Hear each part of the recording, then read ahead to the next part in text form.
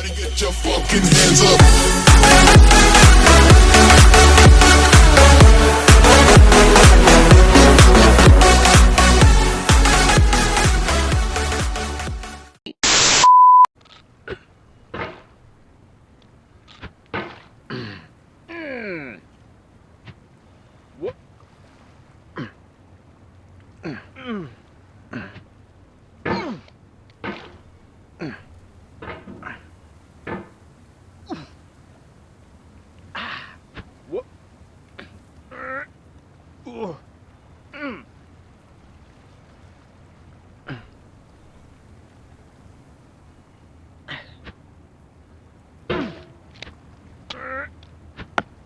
There's no feeling more intense than starting over.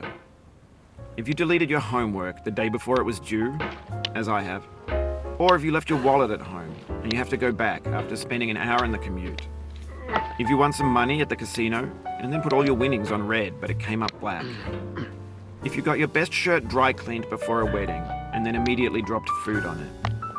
If you won an argument with a friend and then later discovered that they just returned to their original view. Starting over is harder than starting up. If you're not ready for that, like if you've already had a bad day, then what you're about to go through might be too much. Feel free to go away and come back. I'll be here.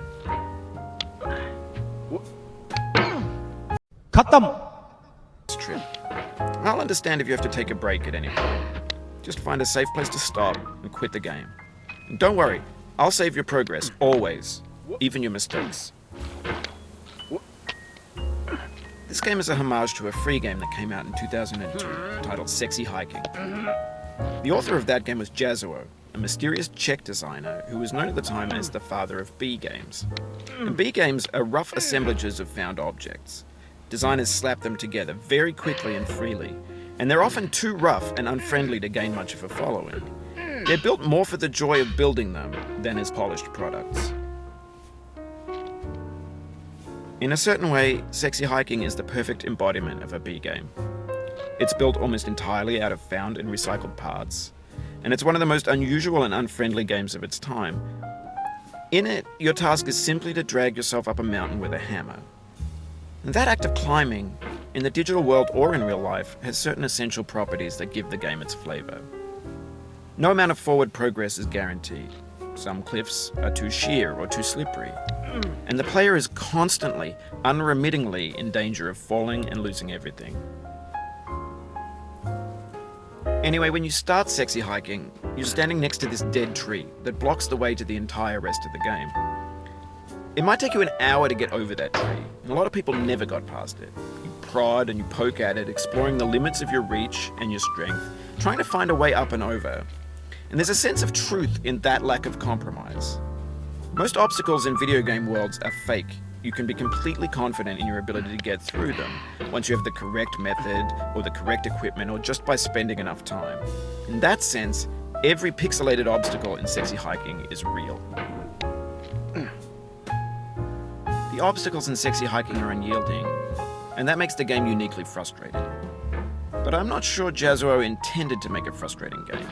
The frustration is just essential to the act of climbing, and it's authentic to the process of building a game about climbing. A funny thing happened to me as I was building this mountain. I'd have an idea for a new obstacle, and I'd build it, test it, and it would usually turn out to be unreasonably hard.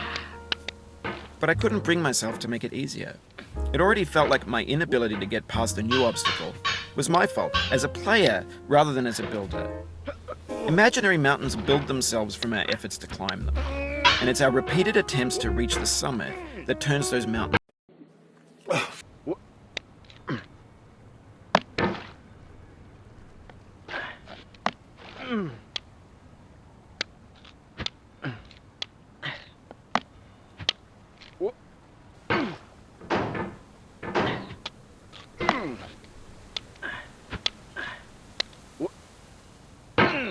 Oh, you just lost a lot of progress. That's a deep frustration, a real punch in the gut.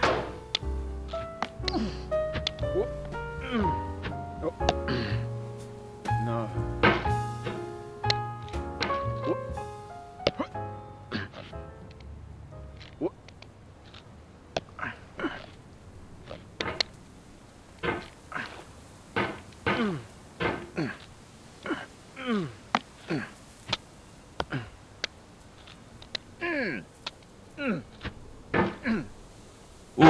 Sorry about that.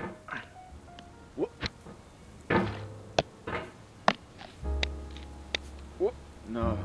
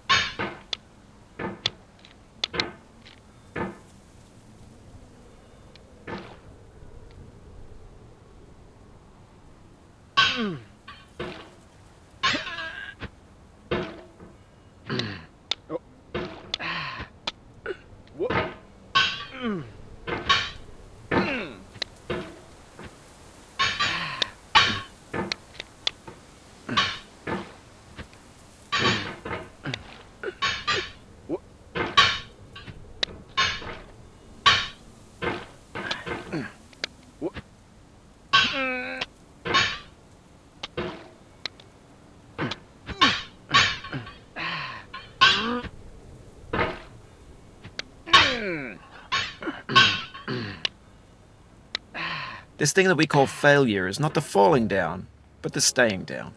Mary P. खत्म bye bye tata goodbye गया